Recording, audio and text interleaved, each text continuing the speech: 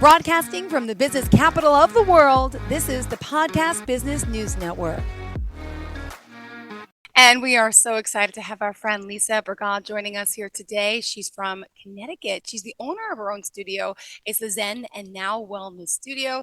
She's helping so many people virtually and also in person, with different varieties of yoga and so much more. Let me have you introduce yourself today, please. Good morning. Sure. Thanks for having me, Jill. This is really exciting. Yeah, I own Zen Now. It's a yoga and wellness center. It started out kind of as like a side hustle. I am a pharmacist and I was doing medication therapy management, which is kind of like wellness coaching, but from a pharmacist perspective, and doing yoga on the side because yoga has so many benefits for so many people. And I came to yoga because of illness and injuries as well. And so then it just kind of grew bigger and bigger. And so now we have this facility with 3 different studios within it. And we offer cycling and other kind of fitness courses and all kinds of different yoga and meditation, sound baths and Reiki and all kinds of other healing modalities. It's really become a really beautiful center. Well, congratulations. Can I ask what the website Thanks. is and contact information? Yes, it's zenandnowct.com. ZENANDNOWCT.com. Perfect. And I know you're a big proponent, and so am I, although my sister disagrees, about self-care being super important. Could you discuss that a little bit and Oh what my that gosh. even means? Because, my sister acts like it's being selfish. And I'm like, no, I have a 5 and 7-year-old. I Oh work hard, so she doesn't understand that. If God. I want to get my nails done every month or two, because I can't do it every 2 weeks, I feel like I should be able to. It makes me I happy. think you should. I think you should. Yeah, self-care is so vital. I actually have written on the wall at the studio, self-care is not selfish. You cannot serve from an empty vessel, serve from your overflow. And I say it in class every single day. Self-care Wow. is so vital. And I learned it the hard way because I also had small children when I was working a lot, and I worked 12 to 15 hours a day in one spot on my feet. And I was a pharmacy manager, and I'm a little girl, like I'm small and I'm a woman. And so I really had to like prove myself. So I worked all these Mm-hmm. extra hours. I have the phone crooked in my ear and I'd be typing and labeling, and people are screaming at me over the vitamins. And I think I breathed to my collarbones for 20 years. And I finally learned to take a deep breath and everything finally melted. But I didn't take care of myself. I took care of everybody but me. I wouldn't even go to the bathroom when I was at the pharmacy. I'd wait 15 hours. And so it was really bad. And I found when I started taking care of myself, whether it was getting my nails done or getting your hair done, getting a massage, getting acupuncture, something that, or just taking 10 minutes to breathe and sit Yeah. by yourself. I became a better mother. I became a better friend. I became a better worker, and I was more focused at work. And instead of serving everybody else from this empty, deflated place, I was able to serve from this really robust, full place and do more. I was able to give more and do more and feel better. Oh, that's amazing. And I Yeah. agree with that. And let me ask you this, though. What's very unique about you is that you did come from this background in medicine, right? With Yeah. pharmaceuticals. And now you're also holistic. So it's like the Eastern and Western medicine meeting up, which is kind of unique because you see the benefits of where medicine is good and can be helpful, right? But you Yes, also believe there's other ways. And I think that's so absolutely. important to stress to people because why not take the best of both worlds? And right, do Absolutely. people like working in your field like saying, what are you doing? Holistic wellness? What? Do they question you? Because some people in that background say, what? It's very funny. So I actually went back to school to get my doctorate later because PharmDs became mandatory later after I graduated. And when I graduated from my doctorate was December of 2011, and I opened the studio February of 2012. And my mother would say to people, they would ask her what I was going to do with my doctorate, and she's like, "Oh my gosh, she's opening a yoga studio. I'm so glad I didn't pay for that degree." And I was like, "No, but it's doing so much." So I incorporated into the pharmacy setting. And I've actually done several continuing education programs for the Pharmacy Association and the New England Pharmacists Association, or the New England Pharmacists Convention. They've actually done my yoga classes for continuing education credit because I can pepper in the anatomy and the benefits of helping the brain calm down, helping us be more focused. And you can prevent prescription errors Yeah. and be more focused when you are more focused. And then I've done some mindfulness and stress resilience work for that. And I'm actually starting to tailor it, instead of being directed just for pharmacy in the pharmacy setting, to I have a little mini course on stress resilience to the general public. Oh, wonderful. Well, thank you so much for Yeah. sharing that. And also, if you're Yeah. just tuning in, I want to remind you of the website one more time. Zenandnowct.com. I love it. It reminds me of Thank that you. song, Don't Laugh. You might Here and Now, Zen and Now. I can't sing, but who was that? Not Lionel Richie. That's oh gosh. It was my sister's wedding song. It's not Lionel. Oh, it's so beautiful. I I don't know. can't think of it right now either. Neither can I. All right. So what's next on the agenda? What else did you want to focus on? Oh, the Zen and Now name actually is kind of funny that you Where did brought that that up. come from? Because Yeah. Zen and Now, that came from an Eckhart Tolle book, and I think he said now and Zen, like every now and Zen. Mm, got And it. I had a business partner when we first opened, and she just thought I said it backwards, and she typed it out backwards. And I said, I actually like that better because the focus isn't on then, the play on Zen and then, but it's on now and being here in the moment. And And I being think that's so present. important, especially where we are coming out of this pandemic. People are still fearful, they're still afraid, they're Let, still anxious. And let so alone we what's can happening provide more now again. It may calm. be coming back. Yeah. Yep. Yep. And if we keep our immune system healthy and robust, if we keep our stress levels down, our cortisol stays lower, so there's just so much you can do by moving your body. It doesn't have to be anything formal. You don't have to do a full hour yoga practice. You might just sit and take a deep breath. Yeah. A lot of And people say, I don't have time for that. I don't have time. But it's not, absolutely. it doesn't have to be that long. No. And that's what I'm really trying to teach people with my wellness coaching is creating tiny little habits that you're already stacking on top of something else you do. Like I have this beautiful view from my home and I never look out the window. And people say all the time, I can't believe you don't look out the window. Well, I didn't. I do now. And I make myself, when I brush my teeth, look out the window. So at least 4 minutes a day, I'm looking out the window, brushing my teeth and, enjoying my view and being present in the moment. I had a kickboxing instructor years ago tell me that he brushed his teeth while he was doing the airplane pose, the yoga pose airplane, to work Okay. on his balance every day. So you can pepper these things in. I think the first thing you do when you wake up in the morning, the last thing you do before you go to bed at night are really, really vital. And if you're giving everybody else your attention at those times, you're going to deplete yourself. So if we wake up first thing in the morning and first thing you do is get on your phone, it's like letting all of those people, thousands of people maybe, in your bed with you. That was eye-opening when someone said that Yeah. to me. And so giving yourself these sacred few moments at the beginning and end of your day, and it could be 30 seconds before you get out of bed, wiggle your fingers, rotate your wrists, move your feet around before you get up and pound around on your body all day long. Wow. And you talk a little bit about sometimes it's simple steps, you say, right? Simple habits that you can start doing to kind of make your daily life better. Could you give us some examples of that? Oh, absolutely. Yeah. Simple, simple things that you can stack. One of my favorite books is Atomic Habits by James Clear. And it's wonderful because he talks, when I first saw the title, I was thinking atomic, like atomic bomb, but it's really atomic at the atomic level, like baby steps, starting with little tiny shifts. Another great book is called The 1 Degree Shift. So if you were to set course and just take a 1 degree shift in another direction, you can end up in a totally different place. So you don't have to change everything about your life right now, but a little thing like taking care of yourself, something that makes you feel good, getting your nails done once a month, that is amazing. If that makes you feel good, right? If you Mm-hmm. want, and then every time you look at it, you're like, oh my gosh, I feel so good. Getting your hair done, getting a massage, body work is so precious. Body work, whether it's massage or acupuncture or moving your body with dance or yoga or fitness, it does keep our immune systems robust and it keeps us, our vibe up and raised up. And that's contagious. When we're around people who are negative, the whole world kind of spirals down. But we can be that light that shines up and makes someone else's day a little bit brighter too.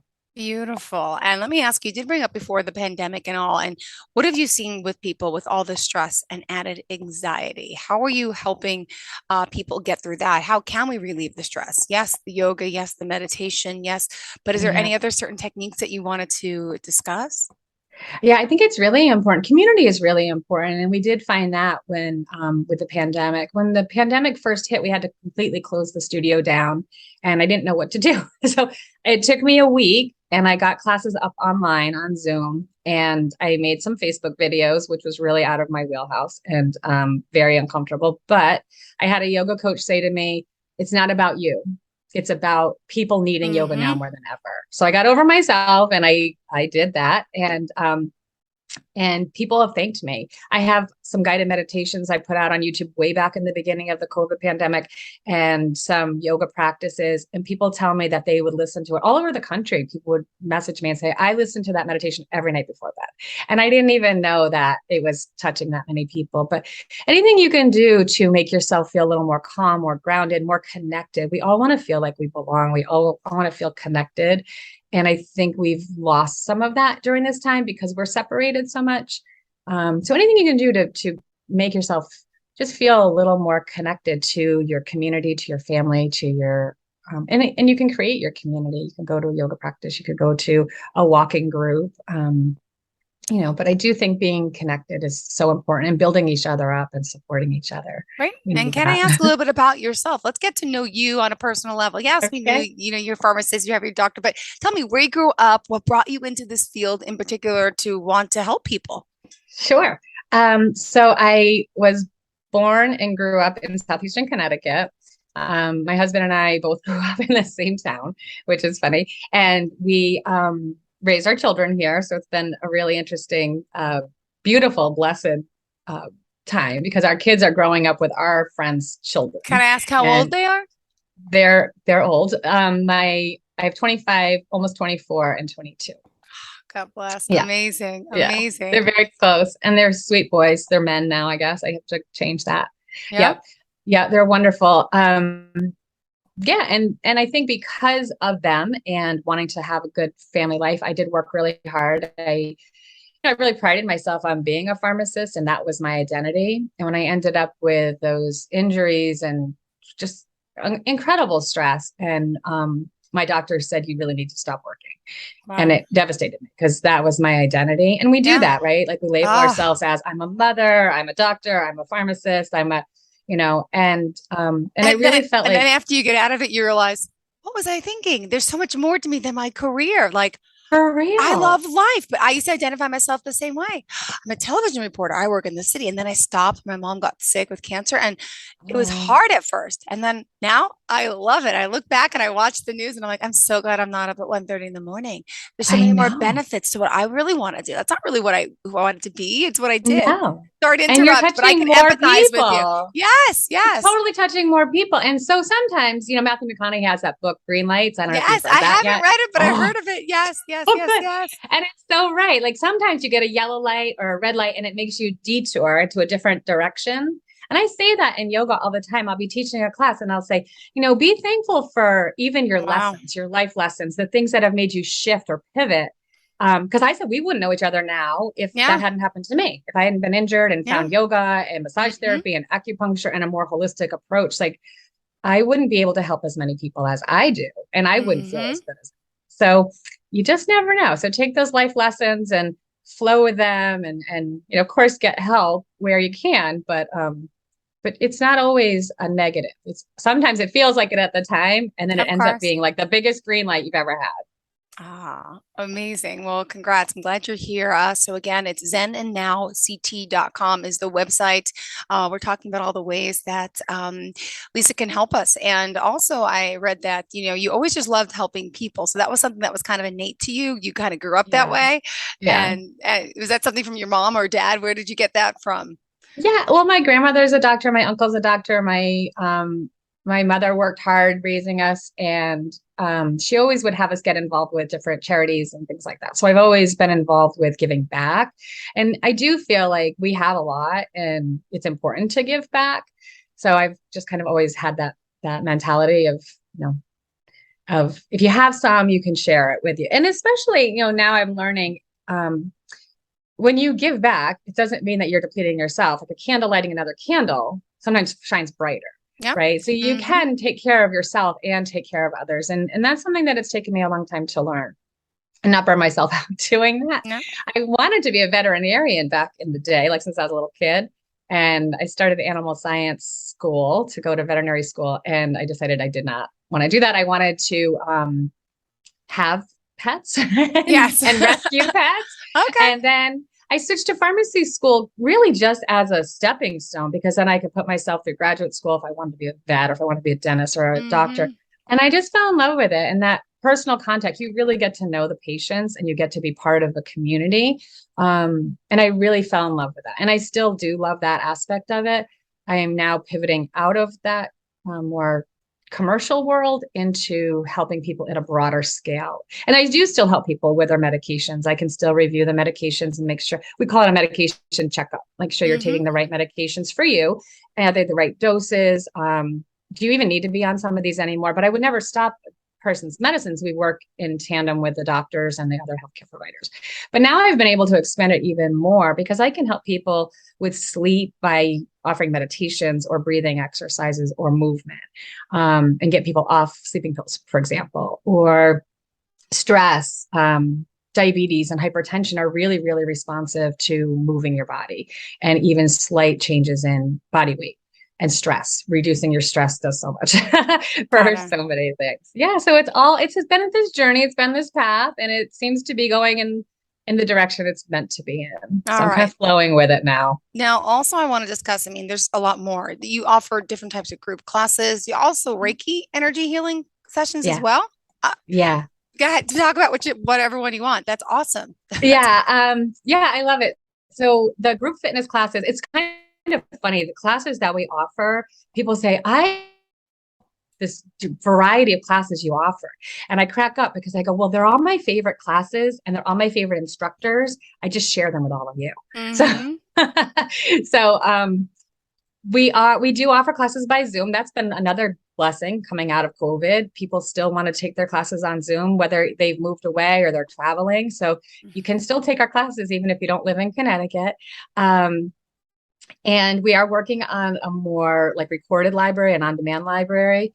That again, I'm trying to get over myself with this being on video stuff. So I'm growing and Yeah. getting the instructors on board with that. The Reiki, you can do Reiki remotely, which is interesting. People, are kind of skeptical about that, but energy is everything and we can transform ourselves and our own energy. Reiki is a healing modality that you cannot send bad energy. So you can only send good energy and people can choose to receive it or not to receive Mm-hmm. it. But it does really help with pain. It helps with anxiety. It helps with stress. My sister passed from cancer last year and I would do Reiki treatments on her. And she said it was really helpful and really helped her calm down and help with pain. That's how I actually first discovered it when my mom was sick with lung cancer 5 years ago. Mm. We're from Long Island, and I took her to Sloan Kettering in the city, and talking. She had lung cancer, so it was 6 months to 2 years she would live. Um, And we chose the chemo route. We didn't really know about immunotherapy, but that's just a deadly disease, and you got to face it. right, Unfortunately, as hard as it was. right. But then I went on their website and I was reading about energy Reiki healing modality. I'm like, what's this? I got goosebumps, and she never got to take advantage of it. But now Oh, knowing what I know, and I talk to so many people who offer that, and the fact that like Sloan Kettering, like the Columbia Presbyterian, all these big hospitals are believing in healing energy and modalities. I love it because it's like finally it's like they're waking up to let yes. other outlets in, and it could be so helpful. So are you actually a Reiki practitioner or a I'm a master, or Reiki do you have master. Yeah, I've gone oh through the wow. master level training. I Wow, love wow, it. wow. I do love it. And it's funny because when I started my Reiki training, I didn't realize I've been doing Reiki for years and not even knowing it. See? Like at the end, everybody can do it. It's sharing energy and you're again, not depleting yourself. So that's what's kind of interesting. Cause I used to be afraid of it that, oh, if I'm going to share all my energy, I'm going to be depleted and exhausted. Yeah. You protect yourself. And afterwards, you wash your hands, you shake off the energy, dust it off. Um, but at the end of every Reiki, I mean, at the end of every yoga class before the pandemic, I would give people a little shoulder press, a head rub, a little neck traction, and just kind of pray over them in a non-denominational way and just send good vibes. And then when I did my first Reiki training, they said, this is what you do. And I said, oh, I've been doing that for years. Yeah. So everybody Oh, can do it. Yeah, it's really a lovely practice. You can do it for yourself. And you don't have to be formally trained to say, I'm just going to call in good energy or I'm just going to send good vibes out. Right. oh, that's wonderful. And do you want to talk more about the other services that you offer? So there's coaching, Sure. there's the classes, there's a lot to get Yeah. to. Yeah, we're really so that's why I'm calling myself retired from pharmacy. I do work for hospice and I will never give that job up. I love it. And I do volunteer for our local hospice as a Reiki practitioner as well. But I'm the pharmacy the pharmacist on our team for our multidisciplinary team. So I do that once a week. But everything else I offer, I'm really trying to get back into just making the studio more robust in person, as well as offering more things online. So I'm working on some online courses. Some will be live and in person. Some will be recorded. Some will be, a library that you could purchase or whatever. So anybody who's listening to this, if you email me at lisa@zenandnowct.com, I can email you the mini course on stress resilience, or give you access to maybe a guided meditation or one of the yoga classes if you prefer. Or we could do like a free half-hour discovery session if you're interested in wellness coaching or life coaching. And again, it's a holistic approach. So there's a little bit in every piece. So if medication is something that's a concern, or you're looking for more movement or meditation or breath work, I'm also certified as a breath coach. So there's a lot that we can offer. And I do think that everybody needs to be treated as an individual, because there's no cookie cutter. There's no cookie Yeah. cutter in healthcare. Oh, that's wonderful, though. Yeah. There's so much that you have to offer, and now virtually the classes and the coaching as well, right? Because Yeah. as far as coaching, is it mindset coaching, life coaching? Could you describe some of the people that you work with, and what are some things you work on? Sure. Yeah. Honestly, any kind of coaching you do, it's always been, for me, it's been wellness coaching because it was medication management for years. Um, but really, all of it comes down to mindset and creating daily habits that work for you, that you can incorporate. Again, simple stacking simple things, and finding an accountability partner where you're not being judged, and empowerment. I think that's really one of the keys, that I empower people to want to help themselves and give them some sustainable tools that they can take on and run with them. And so I do one-on-one coaching, we do small group coaching, and I'm working on expanding that to, be able to help even more people. Great. And also, I know you mentioned in your notes, excuse me, if I look down to read it, it was something you were talking about. Oh, okay. About, you say everything you do is centered around wellness, right? And empowering others with the tools they need to be happy, healthy, and well. What do you do for yourself to keep you happy and keep you going? Do you have a coach? Do you have I meditational do. rituals? How does it work? Yeah, I do. I have a coach, and I actually have a mastermind group we're meeting this afternoon, and I'm so excited about that. I have been working on just self-improvement for years. First, my body. I came into yoga from a physical perspective to fix physical ailments, and then Hmm. I've just grown into all the rest of it, and I've loved it so much. But I do a lot of coaching. I receive a lot of coaching. I do a lot of reading. I think it's really important to nourish your brain as much as you nourish your body. So if you're eating healthy and drinking and hydrating healthily, but also thinking about what you're putting into your eyes and your ears, especially at the beginning and the end of your day. I mean, you can watch trashy things on TV, you can read trashy novels if you choose to. There's no judgment with that, but also making some time to read some stuff that's a little, like watching podcasts or listening to podcasts, good Hmm. content, and nourishing your brain and your, what you hear and what you listen to, and your self-talk. So self-talk is a big thing. Mindset training, mindset makeover kind of work is so good. So I do have a daily routine, and I light candles, and I do a smudge stick, and I do Reiki for myself. I read something, inspirational every morning, usually two or three different, inspirational books that are like a daily meditation. And it's funny because my daily routine has gotten longer and longer and longer. So I get up earlier and earlier and earlier. But it started with getting up 2 minutes earlier. It didn't start with, this whole big thing. Moving my body every day is like, that's I have to do that every single day. I have to move my body. I have a little mini trampoline that if I can't get to the studio, if I'm going to Oh, work my that kids day, have that. I jump up and down on that trampoline. I skip. Like skipping is one of the best things. Skipping through your house and just raising your vibe. It helps to just crisscross the energy in your body, the left and right hemispheres of your brain, get to connect a little better. So I do have a whole big daily routine, and I share it in a class. It gets to be kind of funny because I have people move their bodies funny ways to do that. And what about getting better sleep? Isn't that part of it too? Oh, for real. Yes. Yes. The nightly routine, as I said, is so huge. There's a lot with sleep hygiene. There's a lot of data out there. And of course, nobody wants to hear it because it means like turning off your screens for 2 hours Yeah. before bed and, limiting caffeine. But there's a lot of things you can do. Having that positive mindset before you go to bed, practicing gratitude is probably one of the best things you can do before you go to bed. Focus on what went well that day. Just name two or three things that went well, even if it was something you thought was a challenge, but you overcame it. you overcame it, you got through it. Mm-hmm.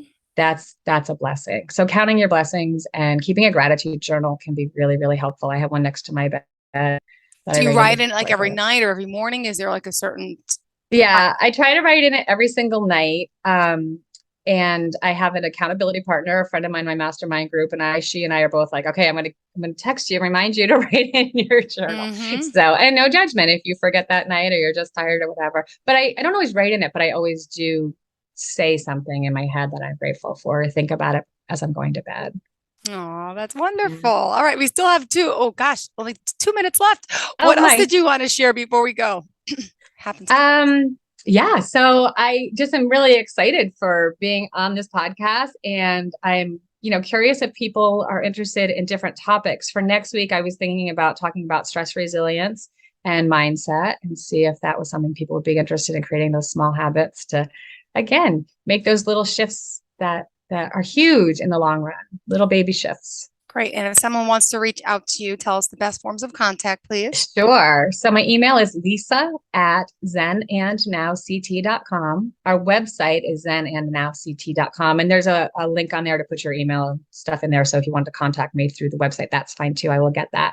Our studio phone number is 860-739-2625. And we're on social media too. So you can follow us Yes. on Facebook, Instagram, LinkedIn, Twitter.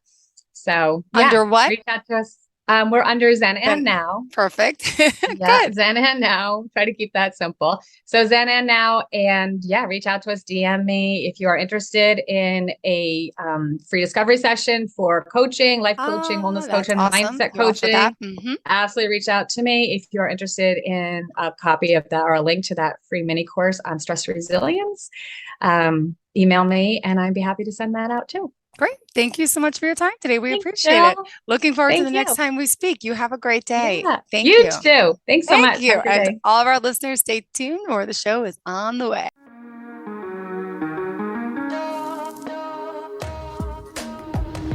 Broadcasting from the business capital of the world, this is the Podcast Business News Network.